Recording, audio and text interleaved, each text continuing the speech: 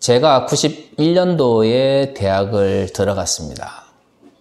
종신대 신학과를 이제 91년도에 들어갔는데, 그때 처음 우리나라에 세대론이라고 하는 것이 처음 등장했어요. 그러니까 한 세대의 특징을 잡아서 그 세대를 이해하려고 하는 이런 세대론이 등장한 것이 이제 91년도가 이제 처음인데요. 가만 생각해 보면 왜 그러면 91년도에 이러한 세대론이 등장을 한 것일까라는 생각을 해봅니다. 흔히 이제 X세대라고 불려왔던 저희 세대가 왜 그렇게 기성세대의 눈에 굉장히 독특해 보였는지를 생각해 보았어요. 그런데 사실 그것은 저희들 자신의 어떤 문제이기도 하지만, 또한 이 90년 초가 가지고 있는 한국 사회의 독특한 모습이 있었던 것 같습니다. 91년도 대학을 딱 들어가니까 한국 사회가 굉장히 변화의 시기에 있었습니다. 당연하겠죠. 87년 체제라고 하는 이 새로운 민주정부가 이제 들어서게 되는데, 여전히 민주주의로 대통령을 뽑았지만, 그때 이제 노태우 대통령 때니까 60 말기였잖아요. 87년 체제가 들어섰다, 한국 사회에 이제 민주주의가 시작되었다라고 이야기를 하지만, 여전히 대통령도 신군부에서 군사 독재와 함께 했던 사람이고, 그 당시 이제 민정당이라고 하는 정당도 껍데기만 민주적인 어떤 정당이었지, 실질적으로는 군사 독재를 또 신군부의 주축 세력들이 핵심을 이루는 곳이었고, 뭔가 외형적으로는 민주주의가 된 것 같은데 실질적인 민주주의는 이루어지지 않은 것 같고, 이제 그런 어려움이 있었죠. 하지만 경제적으로는 굉장히 좋을 때입니다. 97년 IMF로 인해 한국 경제가 곤두박질을 치게 되지만, 어떻든 91년부터 적어도 96년까지 5, 6년 동안 한국 경제는 그 이전과는 비교할 수 없을 정도로 굉장히 경제적으로 좋았어요. 경제는 최고점을 향하여, 물론 곧 몰락의 길로 내려가지만 어떻든 최고점을 향해 나아갈 때고, 외형적으로는 민주주의가 어느 정도 되는 것 같은데 여전히 군사 독재, 또 신군부의 잔재는 남아있고, 어떤 한 세대, 과거처럼 군사 독재 시대, 신군부의 시대라고 규정하기도 힘들고, 그렇다고 해서 완전히 민주주의가 정착이 된 시대도 아닌 뭔가 변화의 시기, 새로운 시대를 향해 나아가는 시기였던 것 같아요. 그러니까 그 시대를 살았던 젊은이들 역시도 그 이전과는 다른 가치를 가질 수밖에 없었던 걸 겁니다. 어떻든 그런 환경 속에서 저는 대학을 다녔고 또 신학을 했습니다. 90년대만 하더라도 저는 총신대에서 신학을 했기 때문에 다른 소위 말하는 진보적 신학을 하시는 분들을 굉장히 부러워하는 입장이었습니다. 특히 감리교 신학대학이라든가, 그 다음에 이제 한국신학대학처럼 정말 그 당시에 민중신학이라든가, 아니면 WCC 계열 속에서 정말 진보적인 신학을 하던 많은 분들이 그 당시에 이제 활동을 했었죠. 맨날 16세기 이야기나 하고 기껏 해봐 17세기 이야기만 하면서 신학을 하던 제 입장에서는 그렇게 자유롭게, 그리고 뭔가 정의로운 방향으로 신학을 해나가는 사람들을 보면서 정말 부러워했었습니다. 그렇게 어느덧 30년이라는 시간이 지났습니다. 우리는 흔히 시간이 흐르면 뭔가 더 나아질 거라는 막연한 기대를 가지고 있죠. 저도 그런 생각을 좀 가지고 있었어요. 제가 처음 신학을 할 때는 지금은 한국교회 신학이 이렇게 뭔가 시대에 뒤떨어진 것 같지만, 앞으로 20, 30년이 지나고 나면 우리의 신학은 좀 더 발전할 것이다 라고 생각을 했습니다. 문제는 30년이 지나고 나서 오늘날 한국교회의 모습, 코로나19 시대의 한국교회의 모습을 보고 있으면 그때 제 생각이 그렇게 올바르지 않았다는 것을 알 수가 있죠. 그래서 참 마음이 안타깝습니다. 지난주에 감리교회에서 성소수자들의 모임에 가서 축복 기도를 했던 이동환 목사에 대한 2년 정직 처분을 내린 결정을 제가 들었습니다. 그 이야기 듣고 진짜 마음이 아팠어요. 제가 신학을 시작할 때 감리교는 제게 있어서 정말 진보적 신학을 해나가는 그러한 신학 집단이었습니다. 90년대 말부터 이제 본격적으로 변산왕 총장에 대한 이제 여러 가지 이제 흔히 말하는 김홍도 목사의 흔들기가 시작되잖아요. 91년도에 감리교에서 아마 그 문제, 종교 다원주의 문제가 굉장히 심각했던 걸로 알고 있습니다. 결국 이제 92년도에 변산왕 총장이 이제 결국엔 쫓겨나게 되죠. 그 이후에 감리교는 신학적으로 크게 큰 발전을 이루지 못한 것 같아요. 오히려 퇴보했다라는 느낌이 듭니다. 어느 교단이나 특정한 대형 교단이 그 교단에 부정적인 영향을 미치는 경우가 많습니다. 합동이나 통합이나 이런 경우는 이미 우리가 여러 대형 교회들의 세습 문제라든가 아니면 정치적인 어떤 입김 때문에 교단이 망가지는 모습을 우리가 많이 봤는데, 사실 감리교 역시도 변산왕 총장이 쫓겨나고 나서는 큰 어떤 신학적인 진보를 보여주지 못했던 것으로 제가 기억을 합니다. 그렇게 30년이 지났어요. 그리고 성적 소수자들의 축제에 가서 그들을 지지한 것도 아니고 그들을 위해서 예배를 드리고 그들에게 축복을 했다는 것 때문에 한 목사가 정직 처분을 받는 모습을 보면서 저는 감리교가 지난 30년 동안 도태했다라는 생각이 들었습니다. 물론 제가 속해 있는 교단, 합동적 교단은 지난 30년 동안 아무런 발전이 없었어요. 그러니까 제가 타 교단 입장에서 감리교단을 비난하는 것이 어떻게 보면 참 모순적일 수도 있지만, 하지만 잘못된 것은 잘못된 거죠. 주요 장로교단이라고 하는 합동 측, 통합 측, 고신 측, 지난 30년 동안 얼마만큼 신학적 발전이 있었습니까? 솔직히 다른 어떤 교단들에게 우리가 지난 30년 동안 이런 신학적 발전이 있었다라고 내놓을 만한 게 있을까요? 없습니다. 그래서 한국교회가 위기라고 그래요. 주요 장로교단들의 위기라고 그래요. 문제는 이런 주요 장로교단들 이외에 그럼 다른 교단들은 지난 30년 동안 더 발전적이고 더 진보적인 신학을 해왔느냐는 거예요. 정말로 진보적인 신학을 대표하던 감리교가 언제부터 이런 식으로 몰락하게 됐는지 알 수 없지만, 감리교가 정말 이대로 가면 지금 주요 장로교단이 특정 교단이 작년 한 해 동안 10만 명이 줄었니, 17만 명이 줄었니, 예? 지난 10년 동안 100만 명이 줄었니, 이런 이야기를 단순히 주요 장로교단뿐만 아니라 감리교 역시도 몇 년 안에 그러한 일들을 경험하게 될 겁니다. 왜죠? 시대는 끊임없이 변하고 있는데 교회를 이끌어가고 있는 사람들이 그 시대의 변화를 외면하고 있기 때문이죠.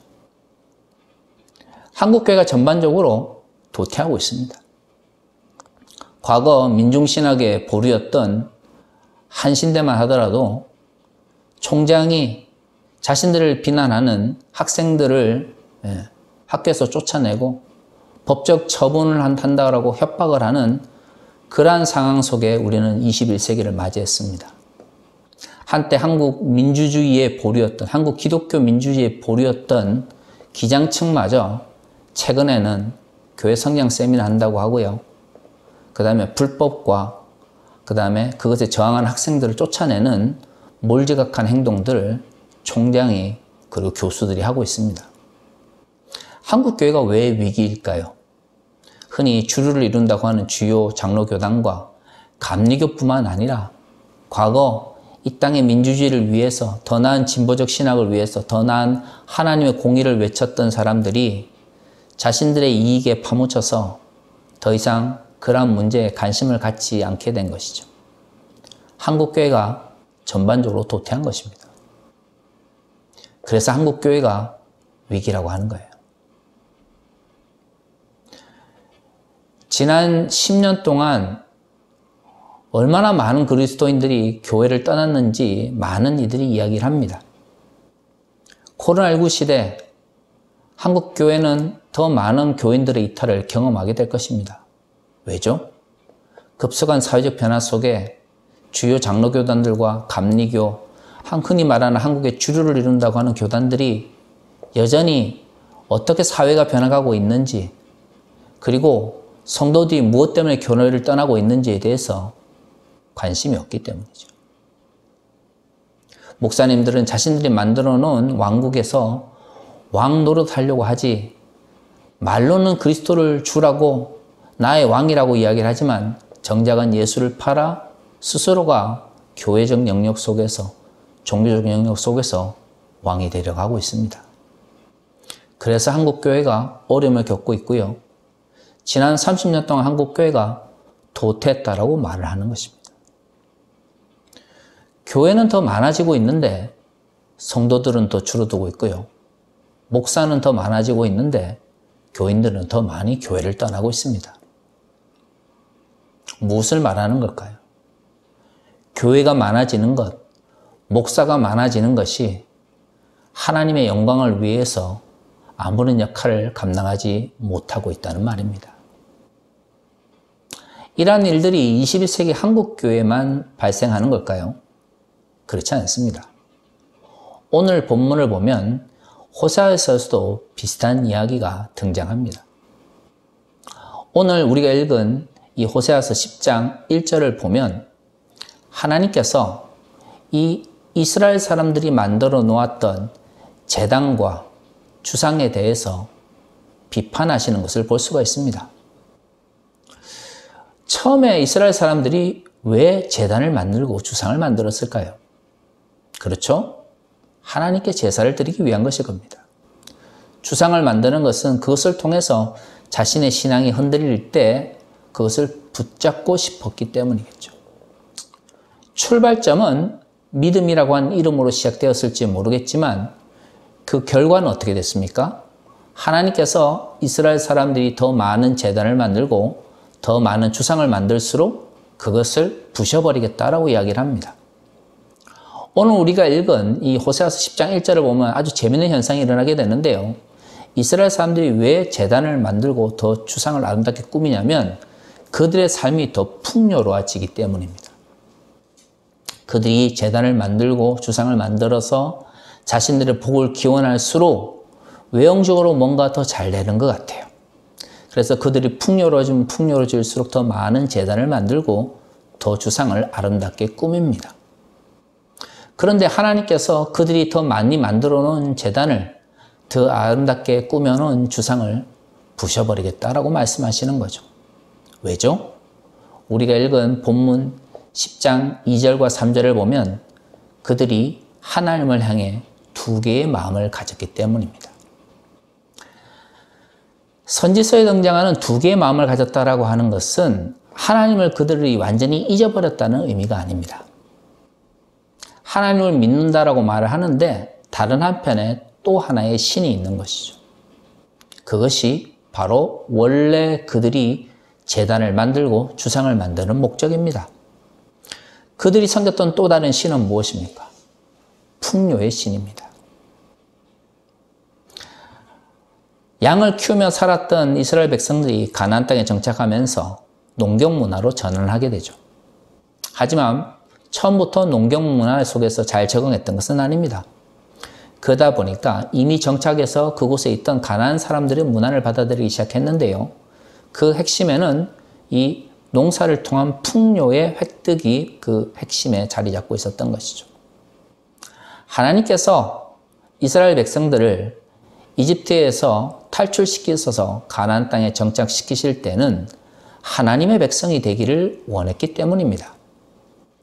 그들이 거기서 정착해서 잘 먹고 잘 살고 풍요를 누리면서 그들의 영광을 추구하는 것이 아니라 하나님께 주신 그 율법과 정결법의 규례대로 살아가면서 정결한 자로 선택받은 자로 살아가기를 원했던 것이죠.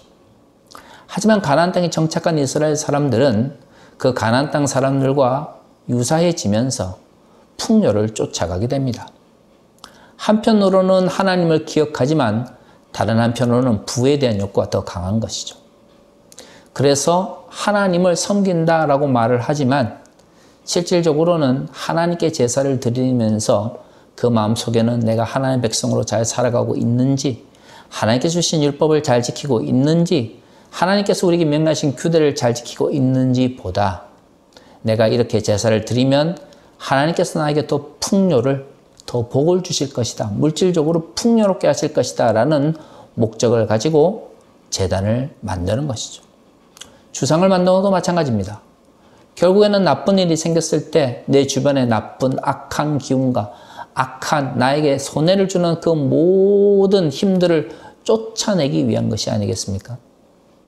그리고 주상을 만든다는 것 자체가 그 신을 나 자신에게 소속시키기 위한 것입니다. 다시 말해 신을 사유화하는 것이죠. 사실 풍요에 대한 욕망, 집착, 이것과 신의 사유화는 서로 연결되어 있습니다. 고등 종교일수록 내가 원하는 바를 이루는 것이 종교의 목적이 아니라 내가 섬기는 하나님, 내가 섬기는 초월자의 뜻을 받들어 이 세상에 살아가는 것이 더 의미가 있는 것이죠. 그래서 하등 종교와 고등 종교, 무속 종교와 그리고 기독교가 구분되어집니다. 하지만 기독교회가 그리고 그리스도인들이 세상의 풍요에 매몰되어서 하나님께서 무엇을 원하시는지 그 가치를 잊어버리게 되면 고등 종교가 무속 종교처럼 변질되게 되는 것이죠. 그 핵심에는 뭐가 있습니까? 풍요에 대한 집착이 있습니다. 내가 더 많이 가지고 싶고 내가 더 많이 누리고 싶은데 나의 힘으로 태할 수가 없으니 내가 섬기는 신의 힘으로 그것을 얻기를 원하는 것이죠. 내가 섬기는 그분이 나에게 무엇을 원하시는지 산상수훈에 나와 있는 것처럼 하나님의 뜻이 이 땅에 어떻게 이루어질 것인지에 대해서 관심이 없고 내가 이 땅에서 살면서 필요한 것이 무엇인데 그것을 어떻게 하면 얻을 수 있는지 그것을 가져다 줄 수 있는 신이 무엇인지가 더 중요해지는 것이죠. 그래서 한편으로 하나님의 백성이라면서 야훼 하나님을 섬기지만 다른 한편으로는 주상을 만들고 그 다음에 자신의 물질적 축복을 가져다 줄 신을 필요로 하는 것이죠. 그래서 신을 사유하는 것입니다. 21세기를 살아가는 한국교회는 어떤가요? 교회가 많아지고 목사가 많아지는데 성도들이 줄고 있습니다. 왜 목회를 하려고 했을까요? 왜 교회를 세우려고 했을까요? 목양, 하나님께서 맡기신 영혼들을 키우기 위한 것이었을 것입니다. 하지만 목사들은 더 많아지는데 성도들은 점점 교회를 떠나고 있습니다. 교회를 다니지 않는 성도들이 200만이니 300만이니 하는 이야기가 벌써 5, 6년 전부터 나왔던 이야기입니다. 하지만 교단 어르신들이나 기존에 교회에서 뭔가 누리고 있는 목사님들은 이것에 대해서 관심을 가지지 않았습니다. 왜죠? 이미 교회를 다니면서 아멘 아멘 하시는 분들이 많이 있기 때문이죠. 문제는 그렇게 교회가 많아지고 목사님이 많아질수록 성도들이 교회를 나오고 은혜를 받는 것이 아니라 교회를 떠나고 가난한 성도들이 되는데 여기에 대해서 아무런 고민도 아무런 생각도 없다면 그것은 내가 세운 종교 집단 속에서 내가 유익을 누리겠다라고 하는 그 어떤 교회의 사유화 이외에는 아무것도 아니라는 것입니다. 사실 교회는 그리스도의 몸입니다. 그리스도께서 머리 되시고 성도들이 지체가 되는 것이 교회죠. 그래서 우리는 교회의 공교회성을 이야기합니다. 교회는 특정한 종교 지도자나 특정한 집단의 소유가 될 수가 없습니다. 그렇게 사유화가 되는 순간 그리스도의 몸은 변질되는 것이죠. 그것은 더 이상 교회라고 불릴 수 없습니다. 하지만 한국 교회가 급격한 성장을 통하여 대형화를 이루고 그리고 재벌의 성장 방식에 의해서 종교 집단을 만들었을 때 거기에서 발생하게 되는 다양한 종교적 이익을 많은 사람들이 사유화하려고 합니다. 교회가 사유화되면서 그리스도의 몸이 특정한 담임 목사나 교회 지도자의 소유물이 되는 것이죠. 그런 교회를 보면서 하나님께서 그 교회를 더 하나님께서 원하시는 방향으로 이끄시고 지켜주셔야 될 필요를 느끼실까요? 저는 코로나19라고 하는 팬데믹이 가져온 문제가 한국 교회를 몰락으로 이끈다고 생각하지는 않습니다. 이미 한국 교회는 많은 문제를 안고 있었죠. 도태하고 있었고 신학은 퇴보하고 있었습니다. 바로 그때에 팬데믹이 와서 한국 사회에서 가장 연약한 부분에서 모순이 터져나오기 시작한 것이죠. 그것이 바로 안타깝게도 한국교회입니다. 그 한국교회의 퇴보의 가장 핵심이 무엇입니까?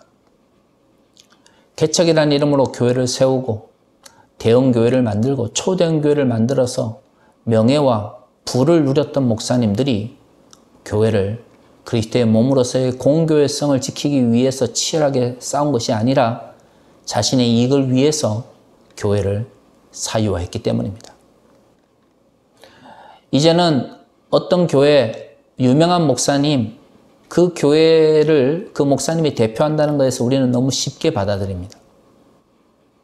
그리스도의 몸으로서의 교회, 교회의 주인으로서 그리스도를 고백하지만 정작 목사님이 불법을 행하고 그리고 자의적으로 성서를 해석함으로써 자신의 잘못을 정당화함에도 불구하고 그 어떤 교회 성도들도 거기에 대해서 잘못되었다고 비판하지 않는 그러한 집단으로 변질되기 시작했습니다.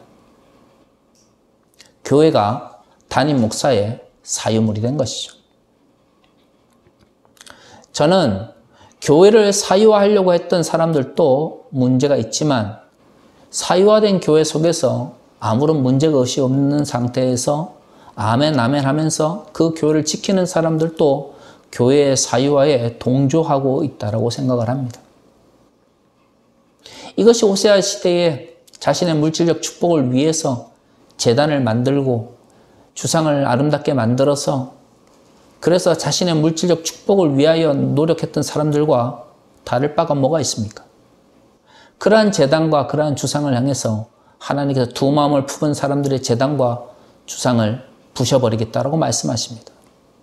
그게 선지자의 예언이고 그리고 그렇게 이루어지죠. 오늘날 한국교회를 보면서 과연 담임 목사의 잘못된 모습을 보면서 교회가 그것에 대해 잘못되었다, 견제할 수 있는 힘이 교회 내부에 있나요? 잘못된 교단의 결정에 대해서 그 잘못된 교단의 결정을 무효화시킬 수 있는 건강한 비판 세력이 교단 안에 있습니까? 우리 모두는 알고 있습니다. 초대형교회 혹은 대형교회 담임 목사들이 그렇게 전행을 입삼고 성적 문제라든가 재정적 문제에 있어서도 마구잡이로 행동할 수 있는 것은 교회 내에 그 힘을 견제할 수 있는 세력이 없기 때문이고 의지가 없기 때문이라는 것이죠. 담임 목사의 사유물이 되어버린 교회가 과연 그리스도의 몸이라고 불릴 수가 있겠습니까? 저는 아니라고 생각을 합니다. 우리는 종교 집단으로서 기독교라고 하는 종교 집단으로서 많이 모여 하나님께 예배 드릴지 모르지만 이미 사유화된 교회 속에서 아멘을 아무리 외친다고 한들 하나님께서 그 예배를 받으시지 않으실 것입니다. 팬데믹 시대에 앞으로 교회는 더 많아질 거예요. 목사들도 더 많아질 겁니다. 하지만 성도들은 더 줄어들 겁니다. 합동적 교단만 하더라도 지난 한 해 동안 10만 명이 줄었니 17만 명이 줄었니 이렇게 이야기하고 있습니다. 전체적으로 장로교 주요 교단들이 100만 명이 줄었다는 말을 어렵지 않게 들을 수 있습니다. 팬데믹 시대에 한국 교회는 더 성장을 하게 될까요? 저는 그렇지 않을 거라고 생각을 합니다. 왜죠? 그 어디에도 한국 교회를 칭찬하는 모습을 들을 수가 없기 때문이죠. 방역에 협조하지 않으면서 방역에 대해서 요구하는 방역당국을 향하여 종교 핍박을 이야기하고 기독교 핍박을 이야기하는 교회에 어느 시민사회에서 긍정적인 인식을 보내겠습니까? 지금 가난한 성도들이 200만 원이 300만 명이 하는데 여전히 좋은 차, 좋은 집 그렇게 소리 질러대는 목사들이 늘린 이 세상 속에서 어떤 그리스도인들이 앞으로 한국교회가 앞으로 10년 안에 더 성장할 것이다라고 말할 수 있겠습니까? 한국교회는 몰락하고 있습니다. 그리고 그 몰락의 한가운데 한국교회를 스스로 자신의 지역교회를 사유화하고 있는 목사님들의 욕망이 자리 잡고 있죠.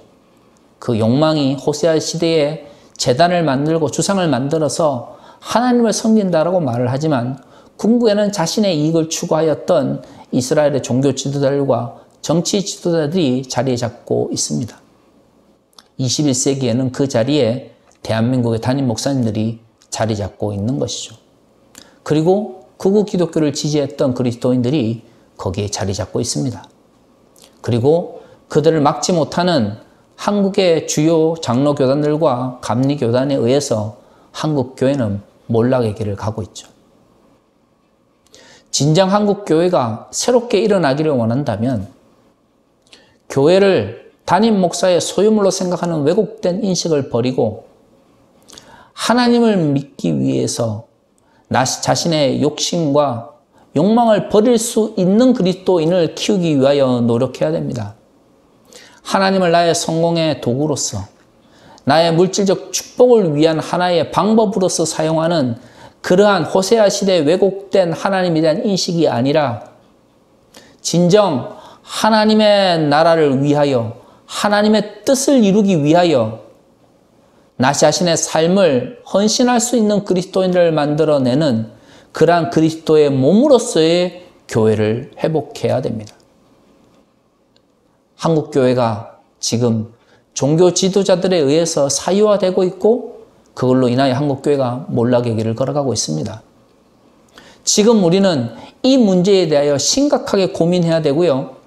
한국교회가 앞으로 더 나은 인식적 전환을 가져오기 위해서 지금 치열하게 잘못된 것에 대해서 비판하고 지금 잘못 나가고 있는 한국의 기존의 주요 교단들에 대해서 비판의 목소리를 걷어서는 안 됩니다.